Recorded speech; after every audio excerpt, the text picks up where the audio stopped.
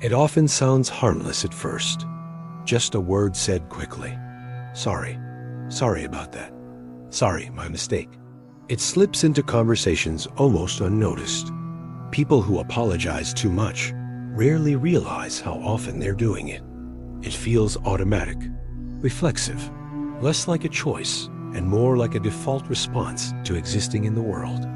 They apologize when they speak, when they take space, when they ask questions, when they set boundaries, when they exist slightly louder or longer than they think they should. Over time, apologizing becomes less about actual wrongdoing and more about managing presence, about minimizing impact, about signaling, I'm not a problem, I'm not a burden, I'm not here to disrupt. Psychologically, excessive apologizing is rarely about politeness. It's about safety. People who apologize too much often learned, consciously or unconsciously, that harmony was fragile. That conflict had consequences. That being too much could lead to rejection, withdrawal, or punishment. So the mind adapts. It learns that preemptive apology can soften situations before they escalate. It becomes a tool for emotional regulation, not just communication. An apology is used to reduce tension, even when no tension objectively exists.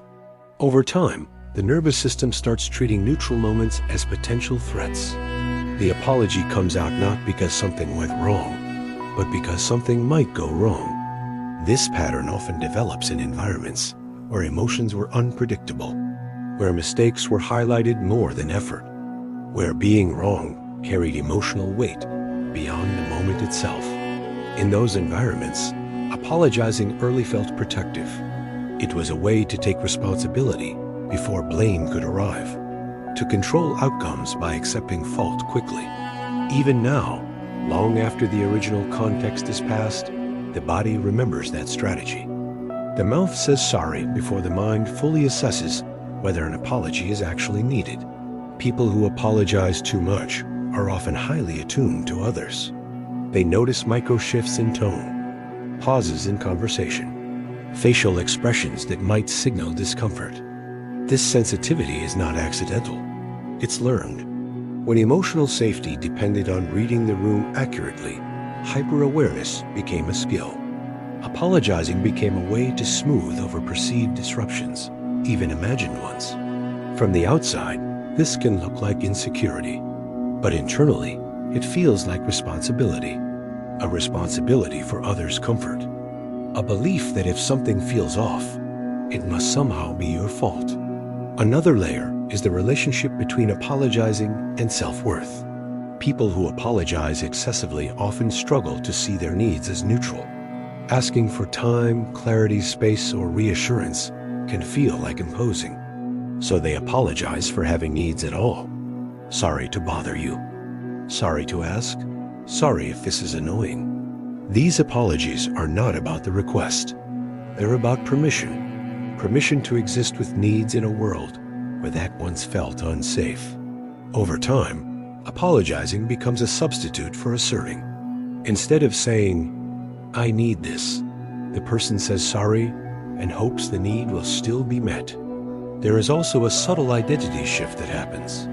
When apologizing becomes habitual, it starts to shape how a person sees themselves. They begin to internalize the idea that they are often in the wrong, even when evidence doesn't support it. This creates a low-level sense of guilt that doesn't attach to any specific action. It's just there, a background feeling that something about you requires correction. Psychology recognizes this as internalized blame. When responsibility is taken too often, it stops being situational and starts becoming personal. People who apologize too much may also come from roles where they were expected to keep things running smoothly. The mediator, the peacemaker, the emotionally aware one. In those roles, apologizing helped maintain balance. But over time, it can erase the person behind the role. Their own discomfort becomes secondary to keeping others comfortable. They learned that being agreeable is safer than being honest, that apologizing is easier than risking disagreement. This doesn't mean they lack opinions or boundaries. It means they learn to soften them to survive socially. Another overlooked factor is how apologizing interacts with power dynamics. People in less powerful positions are more likely to apologize excessively. Whether due to age, status, gender, or environment, apologizing becomes a way to navigate imbalance. It's a way of saying, I'm aware of my position. I won't challenge it. Even when the imbalance no longer exists, the habit remains. The apology becomes a reflex carried into equal spaces, where it is no longer necessary, but still feels required. There is also a fear underneath many apologies. A fear of being misunderstood, of being seen as rude, selfish, or difficult. For people who apologize too much, being perceived negatively can feel dangerous. Not because they can't handle criticism, but because past experiences taught them that negative perception led to loss. Loss of connection, loss of safety, loss of belonging. So they try to manage perception through apology. If I apologize first, maybe I won't be rejected. This pattern can quietly exhaust a person, constantly monitoring oneself, editing language, softening statements, apologizing for tone, timing, presence. It takes cognitive and emotional energy. Over time, this can lead to resentment, even if the person isn't aware of it. A feeling of being unseen, of always accommodating but rarely being accommodated in return. And yet, stopping feels risky, because the apology has become tied to identity. Who am I if I'm not careful? If I'm not agreeable? If I don't smooth things over? People who apologize too much often struggle to replace apologies with clarity. Saying thank you for waiting instead of sorry for being late. Saying I need a moment instead of sorry, I'm emotional.